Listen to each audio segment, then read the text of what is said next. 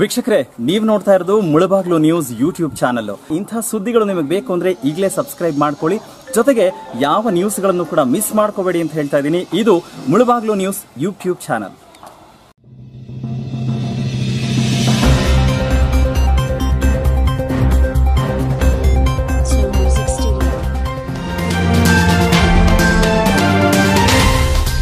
ಸಮಸ್ತ ನಾಗರಿಕ ಬಂಧುಗಳಿಗೆ ನನ್ನ ನಮಸ್ಕಾರ. ನಾನು ಈ ದಿನ ಕಳ್ಳತನಗಳ ಬಗ್ಗೆ ಜಾಗೃತಿ ಮೂಡಿಸೋದಕ್ಕೋಸ್ಕರ ಇಲ್ಲಿಗೆ ಬಂದಿದ್ದೇನೆ. ಮೊಟ್ಟ ಮೊದಲನೇದಾಗಿ ದ್ವಿಚಕ್ರ ವಾಹನಗಳು ಇಲ್ಲಾಂದರೆ ಅಲ್ಲಿ ಸರಿಯಾದ ರೀತಿಯಲ್ಲಿ ಲಾಕ್ ಮಾಡಿರೋದಿಲ್ಲ. ಅನೇಕ ಜನರು ಕೀ ಅಲ್ಲೇ ಬಿಟ್ಟೋಗಿರ್ತಾರೆ, ಅಥವಾ ಲಾಕ್ ಮಾಡಿದ್ರೂ ಹ್ಯಾಂಡಲ್ ಲಾಕು ಮಾಡಿದರೆ ಆ ಒಂದು ವೆಹಿಕಲ್ಲು ಸುಮ್ಮನೆ ಜೋರಾಗಿ ಪ್ರೆಷರ್ ಕೊಟ್ಟು ಅಲ್ಲಿ ತಳ್ಳಿದ್ರೆ ಅಥವಾ ಕಾಲಿಂದ ಒದ್ದರೆ ಅದು ಲಾಕು ಮುರಿದೋಗಿ ಓಪನ್ ಆಗುತ್ತೆ, ಎತ್ಕೊಂಡು ಹೋಗ್ತಾರೆ. ಇನ್ನೂ ಕೆಲವೊಮ್ಮೆ ಹಳೆ ದ್ವಿಚಕ್ರ ವಾಹನಗಳಾಗಿದ್ದರೆ ಅದಕ್ಕೆ ಬೇರೆ ಕೀ ಹಾಕಿದ್ರೆ ಓಪನ್ ಆಗುತ್ತೆ, ಸಲೀಸಾಗಿ ಎತ್ಕೊಂಡು ಹೋಗ್ತಾರೆ. ಅದಕ್ಕೋಸ್ಕರ ದ್ವಿಚಕ್ರ ವಾಹನಗಳಿಗೆ ಕಂಪಲ್ಸರಿಯಾಗಿ ರೆಕಾರ್ಡ್ಸು, ಇನ್ಶೂರೆನ್ಸು, DL ಮತ್ತು RC ಇರಲೇಬೇಕಾಗುತ್ತೆ. ನಿಮಗೆ ಕಳ್ಳತನ ಆದಾಗ ಇನ್ಶೂರೆನ್ಸ್ ಕಾಪಾಡುತ್ತೆ. ಇನ್ಶೂರೆನ್ಸ್ ಈಗಿನ ಕಾಲದಲ್ಲಿ ಈಗಿರುವಂತಹ ಕಾನೂನಿನ ಪ್ರಕಾರ ನಿಮಗೆ ಇನ್ಶೂರೆನ್ಸ್ ಇಲ್ಲದೆ ಇದ್ದರೆ ಗಾಡಿ ನಾವು ಸೀಸ್ ಮಾಡಿದಲ್ಲಿ ನಿಮಗೆ ವಾಪಸ್ ಬರೋದೇ ಇಲ್ಲ. ಅದಕ್ಕೋಸ್ಕರ ಎಲ್ಲರೂ ಕಂಪಲ್ಸರಿಯಾಗಿ ಇನ್ಶೂರೆನ್ಸ್ ಮಾಡಿಸ್ಕೊಳ್ಳಿ. ಇನ್ಶೂರೆನ್ಸು ನಾನಾ ಥರ ನಿಮಗೆ ಅನುಕೂಲ ಆಗುತ್ತೆ. ಒಂದು ಆಕ್ಸಿಡೆಂಟ್ ಆಗಲಿ ಇನ್ಶೂರೆನ್ಸ್ ಕವರ್ ಮಾಡಿಕೊಳ್ಳುತ್ತೆ. ಇಲ್ಲದೇ ಇದ್ದರೆ ನೀವೇ ಅಷ್ಟೊಂದು ಹಣ ವಿಕ್ಟಿಮ್ಸ್ಗೆ ಕಟ್ಕೊಡ್ಬೇಕಾಗುತ್ತೆ ಅಪಘಾತ ಆದಾಗ. ಅದಕ್ಕೋಸ್ಕರ ಇನ್ಶೂರೆನ್ಸ್, DL ಮತ್ತು RC ಇರಲೇಬೇಕು. ಅದೇ ರೀತಿ ಒಂದು ಕಳ್ಳತನ ಆದರೆ ನಿಮಗೆ ಇನ್ಶೂರೆನ್ಸ್ ಕಡೆಯಿಂದನೂ ವೆಹಿಕಲ್ ನಿಮ್ಗೆ ಸಿಗೋದು ತುಂಬ ಲೇಟ್ ಆಗುತ್ತೆ.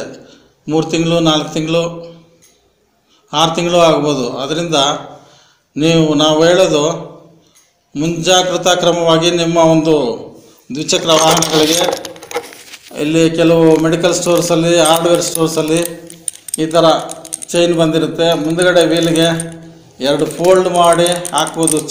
ಸೈಕಲ್ ಚೈನ್ ಇದು ನೋಡಿ, ಇದಕ್ಕೆ ಈ ಥರ ಇರುತ್ತೆ. ಕೀ ಎಲ್ಲ ಕೊಟ್ಟಿರ್ತಾರೆ.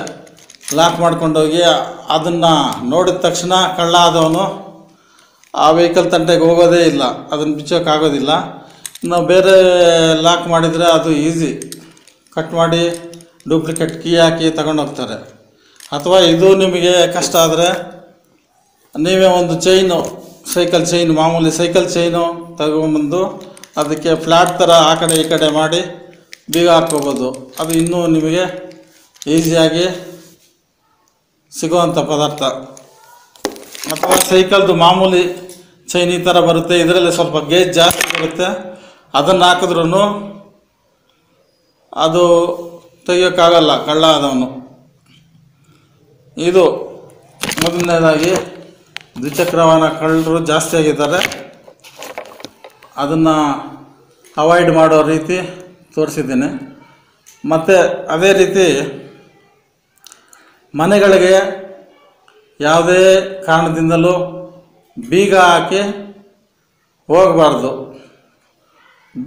ಬೀಗ ಹಾಕಿದಾಗ ಮನೆ ಒಳಗಡೆ ನಿಮ್ಮದು ಗೋಲ್ಡು, ಕ್ಯಾಶು ಮತ್ತು ಸಿಲ್ವರು ಈ 3 ಮಾತ್ರ ಜಾಸ್ತಿ ತಗೊಂಡು ಹೋಗ್ತಾ ಇರ್ತಾರೆ. ಬೇರೆ ವಸ್ತುಗಳು ಮುಟ್ಟೋದಿಲ್ಲ ಈಗಿನ ಕಾಲದಲ್ಲಿ. ಹಾಗಾಗಿ ನೀವು ಬೀಗನೇ ಹಾಕಬೇಡಿ.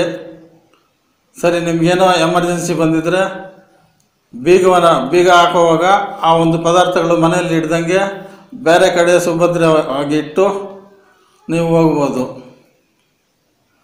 ಅದೇ ರೀತಿ ಇದೇ ಮುಳಬಾಗಿಲು ನಗರದಲ್ಲಿ ಗುಣಿಗಂಟಿಪಾಳ್ಯ ಅಲ್ಲಿಂದ ಮೇನ್ ರೋಡ್ ಅದು. ಸ್ವಲ್ಪ ಮೇಲೆ ಹೋದರೆ ಅಲ್ಲೊಂದು ಮನೆಯಲ್ಲಿ ಬೀಗ ಹಾಕಿರ್ತಾರೆ. ಯಾರೋ ಒಬ್ಬ ಈ ನಡುವೆ ರೀಸೆಂಟಾಗಿ ಬಂದು ಈ ಮನೆಯವ್ರು ಇದ್ದಾರಾ ಅಂತ ಎದುರುಗಡೆ ಮನೆಯವ್ರನ್ನ ಪಕ್ಕದವ್ರನ್ನೆಲ್ಲ ಕೇಳ್ತಾನೆ. ಏನೋ ಅದೊಂದು ಕನ್ಫರ್ಮೇಷನ್ ಅವರಿದ್ದಾರಾ ಇಲ್ವಾ ಅಂತ ಹೇಳ್ಬಿಟ್ಟು. ಸರಿ, ಅವರು ಯಾರಪ್ಪ ನೀನು ಅಂತ ಹೆಣ್ಮಕ್ಳು ಕೇಳ್ತಾರೆ. ಕೇಳಿದಾಗ ನಾನು ಕೊರಿಯರ್ ಅವರು, ಆ ಮನೆಗೆ ಪಾರ್ಸಲ್ ಬಂದಿದೆ, ಅವರಿದ್ದಾರಾ ಇಲ್ಲಮ್ಮ ಅಂತ ಕನ್ಫರ್ಮ್ ಮಾಡ್ಕೊತಾನೆ, ಮನೆಯಲ್ಲಿ ಇಲ್ವಾ ಇದ್ದಾನ ಅಂತ. ಸರಿ, ಅಲ್ಲಿಂದ ಮುಂದೆ ಹೊರಟೋಗ್ತಾನೆ. ಮತ್ತೆ ಬರ್ತಾನೆ, ಇಲ್ಲ ಅಂತ ಕನ್ಫರ್ಮೇಷನ್ ಸಿಕ್ತು. ನೋಡೋದಕ್ಕೆ ಒಳ್ಳೆ ಅಫ್ಷಲ್ ಥರ ಇದ್ದಾನೆ. ಕಾಂಪೌಂಡ್ ಇತ್ತು.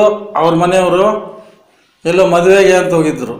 ಆ ಮನೆಗೆ ಬೀಗ ಹಾಕ್ಕೊಂಡು ಹಗಲೊತ್ತಿನಲ್ಲೇ ಆ ಮನೆ ಕಾಂಪೌಂಡ್ ಚಿಕ್ಕದಾಗಿತ್ತು. ಒಳಗಡೆ ಹೋಗ್ತಾನೆ. ಒಂದು ಹೊಸದಾಗಿ ಕಟ್ಟಿಂಗ್ ಮಿಷಿನ್ ಬಂದಿದೆ, ಅದು ತುಂಬ ಶಾರ್ಪ್ ಆಗಿರುತ್ತೆ. ಅದನ್ನು ಕಿಟಕಿ ಕಟ್ ಮಾಡ್ತಾನೆ. ಕಿಟಕಿಯಲ್ಲಿರೋಂಥ ಕಂಬಿ ಎಲ್ಲ ಕಟ್ ಮಾಡಿಬಿಟ್ಟು ಇನ್ನೊಂದು ರಾಡ್ ಮಾತ್ರ ಕಟ್ ಮಾಡಬೇಕು. ಕಟ್ ಮಾಡಿದಾಗ ಅಲ್ಲಿ ಗ್ಯಾಪೇ ಇರಲ್ಲ, ಒಂದು ನೂಲಷ್ಟು ಕೂಡ ಗ್ಯಾಪ್ ಇರಲ್ಲ. ಕಟ್ ಮಾಡಿದ್ದಾರೆ ಅಂತ ಗೊತ್ತಾಗೋದೇ ಇಲ್ಲ.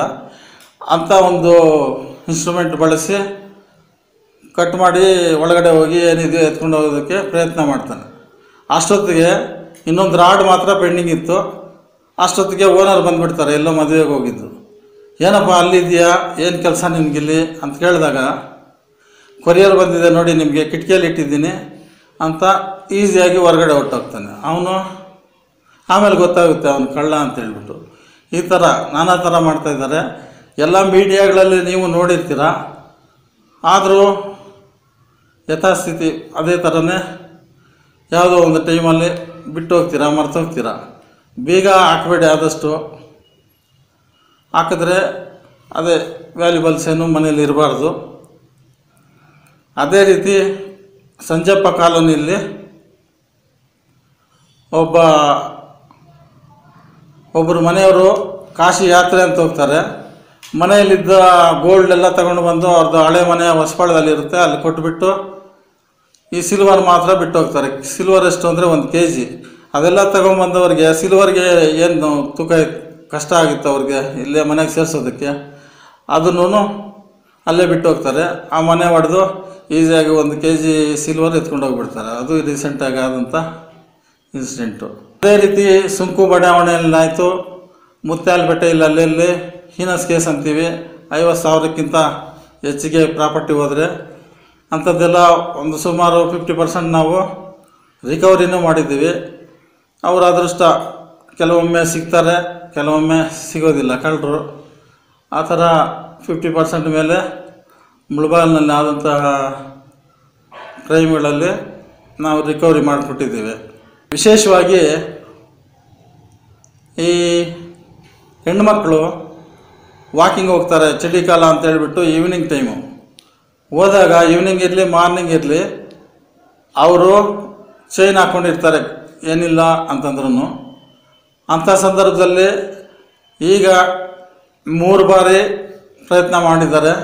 ಒಬ್ಬ ಹೆಣ್ಣುಮಗಳು ಜೀನ್ಸ್ ಪ್ಯಾಂಟು ಟೀ ಶರ್ಟು ಹಾಕ್ಕೊಂಡು ಇನ್ನೊಬ್ಬರ ಜೊತೇಲಿ ಬರ್ತಾಳೆ. ಬಂದು ಹೆಣ್ಣು ಮಗಳಲ್ಲ ಅಂತ ಹೇಳ್ಬಿಟ್ಟು ಪಕ್ಕದಲ್ಲಿ ಹೋಗಿ ಅದನ್ನು ಚೈನು ಸ್ನ್ಯಾಚಿಂಗ್ ಮಾಡೋದಕ್ಕೆ ಟ್ರೈ ಮಾಡ್ತಾಳೆ. ಆದರೆ 3 ಸಾರಿನೂ ಫೇಲ್ಯೂರ್ ಆಗಿ ಹೋಗಿದ್ದಾಳೆ. ಅದರಿಂದ ನೀವು ವಾಕಿಂಗ್ ಹೋಗಬೇಕಾದ್ರೆ ಒಟ್ಟೊಟ್ಟಿಗೆ ಹೋಗಿ, ಸಿಂಗಲ್ ಆಗಿ ಹೋಗಬೇಡಿ. ಅಥವಾ ಚೈನು ಮನೇಲಿಟ್ಟರು ಹಾಗೆ ಹೋಗಿ ಬನ್ನಿ, ತೊಂದರೆ ಇಲ್ಲ. ಎಷ್ಟೋ ಕಷ್ಟಪಟ್ಟು ಸಂಪಾದನೆ ಮಾಡ್ಕೊಂಡಿರ್ತೀರ. ಒಂದು ಕ್ಷಣ, 1 ನಿಮಿಷ, ಒಂದು 5 ನಿಮಿಷದ ಕೆಲಸ ಎಲ್ಲ ಶಿಫ್ಟ್ ಮಾಡಿ ಇಡೋದು, ಅದು ಮಾಡದೆ ಹೋಗಿ ಎಲ್ಲ ಕಳ್ಕೊತೀರ. ಆಮೇಲೆ ನಿಮ್ಮ ಮಕ್ಕಳು ಮರಿಗೆ ಏನು ಇಲ್ದಂಗೆ ಆಗುತ್ತೆ. ನೀವು ಎಷ್ಟೋ ದಿವಸದಿಂದ ಸಂಪಾದನೆ ಮಾಡಿರೋವಂಥ ವಸ್ತುಗಳು. ಅದೇ ರೀತಿ ATMನಲ್ಲಿ ಯಾರಾದರೂ ವಿಲೇಜರ್ಸು ಅವರು ಇವರು ಬಂದಾಗ ATM ಮುಂದುಗಡೆ ಕಾದ್ಕೊಂಡಿರ್ತಾರೆ ಕಳ್ಳರು. ಅವರು ಡ್ರಾ ಮಾಡೋದು ನೋಡಿ ಅವ್ರ ಹಿಂದೆನೇ ಚೇಂಜ್ ಮಾಡ್ಕೊಂಡು ಹೋಗಿ ಸ್ವಲ್ಪ ದೂರ ಹೋದ್ಮೇಲೆ ಅವ್ರ ಮುಂದೆ ಸ್ವಲ್ಪ ಚೇಂಜ್ ಬಿಸಾಕ್ತಾರೆ. ನೋಡಿ 10 ರೂಪಾಯಿ ನೋಟ್ಸು, ನೋಡಿ 100 ರೂಪಾಯಿ ನೋಟ್ಸು ಅಂತ ತೋರಿಸ್ಬಿಟ್ಟು ಅವರು ಅದನ್ನು ಬಗ್ಗೆ ಎತ್ಕೊಳ್ಳೋಕೆ ನಿಮ್ಮ ದುಡ್ಡು ಬಿದ್ದೋಗ್ತಾ ಇದೆ ನೋಡಿ ಅಂತಾರೆ. ಅದನ್ನು ಎತ್ಕೊಳ್ಳೋಕೆ ಹೋದರೆ ಹಿಂದ್ಗಡೆ ಹೊಡೆದು ಅವ್ರ ಹತ್ರ ಇದ್ದಿದ್ದೆಲ್ಲ ಕಿತ್ಕೊಂಡು ಹೋಗ್ಬಿಡ್ತಾರೆ. ಅದೇ ಥರ ಈಗ ರೀಸೆಂಟಾಗೇ SBM ATM ಅಲ್ಲಿ ಡ್ರಾ ಮಾಡ್ತಾರೆ ದುಡ್ಡು. ಅದನ್ನು ಫಾಲೋ ಮಾಡಿಕೊಂಡು ಕುರುಡುಮಲೆಗೆ ಹೋಗ್ತಾರೆ.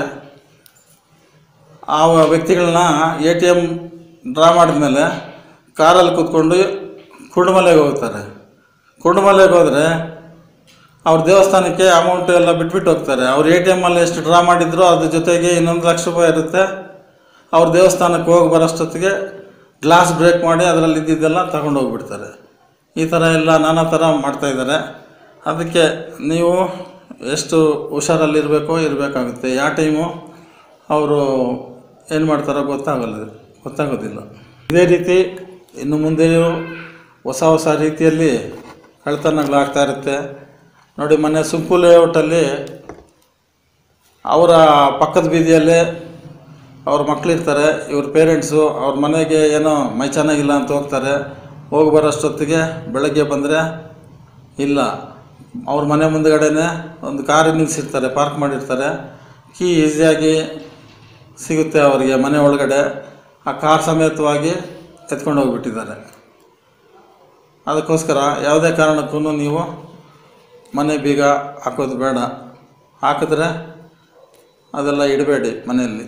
ನೀವು ಮನೆಯಲ್ಲಿ ಅರ್ಜೆಂಟಾಗಿ ಹೋಗಬೇಕಾದ್ರೆ ಮುಂದುಗಡೆ ಗೇಟು, ಮನೆ ಮೇನ್ ಡೋರು, ಹೊರಗಡೆ ಬೀಗ ಯಾವುದೇ ಕಾರಣಕ್ಕೂ ಹಾಕಬೇಡಿ.